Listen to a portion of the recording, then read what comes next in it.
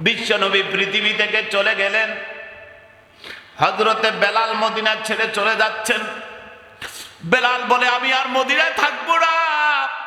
মসজিদে নববীর মিম্বারে দাঁড়িয়ে যখন আমি বলতাম আশহাদু আন্না মুহাম্মাদার রাসূলুল্লাহ, এই কথা বলার পরে আমার নজর, আমি বেলালের দুইটা চোখের নজর চলে যেত মসজিদে নববীর মিম্বারের দিকে।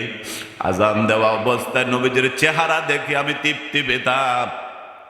আমি মনে করতাম এই কথা বলার সাথে সাথে নবীজিকে দেখা যাচ্ছে, আমি কত আনন্দ পেতাম।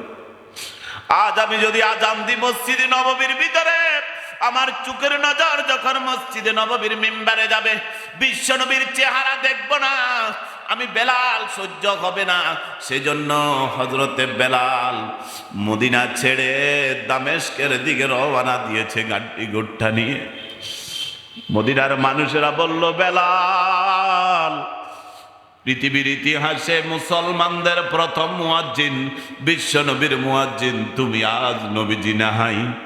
আমরা মনে করেছিলাম তুমি মদিনার মসজিদে নববীতে আজান দিবে, সেই আজান শুনে আমরা আগের মতো আবারও মসজিদে নববীতে গিয়ে নামাজ কায়েম করুন। ও বেলাল, যেও না, যেও না, যেও না। যত বাধা মদিনার মানুষ দিল, কিন্তু বেলাল শুনলো না। বেলাল রওনা দিল দামেস্কের দিকে, চলে যায়। না না না, আমি থাকবো না। নবী চলে যাওয়ার বেদনা আমি বেলাল কিছুতে বুঝতে পারবো না। বেলালের চিন্তা ছিল মদিনা ছেড়ে অন্য কোনো শহরে গিয়ে জীবন যাপন করবে, বাকি সময়টুকু ইকামতের দিনের দায়ী হবে, দিনের দাওয়াতের মিশন চালিয়ে যাবে। বেলাল এই কথা চিন্তা করে দামেস্কে চলে যায়।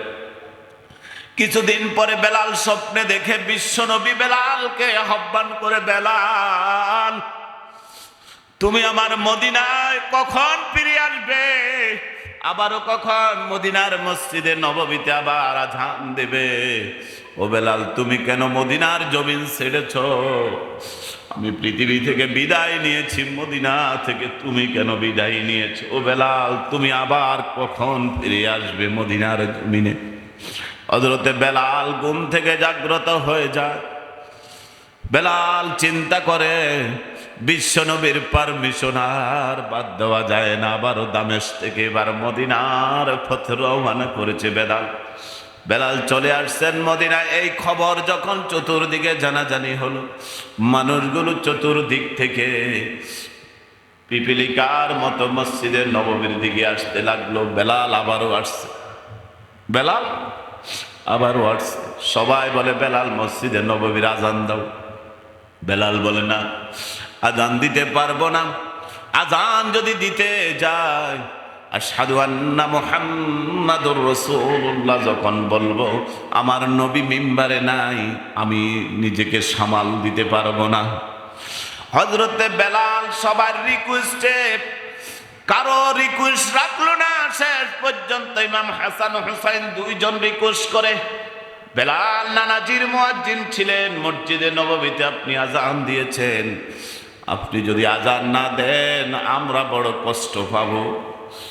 দুইজন ইমাম হাসান হুসাইনের রিকোয়েস্টের কারণে হযরতে বেলাল আজান দিতে যায়।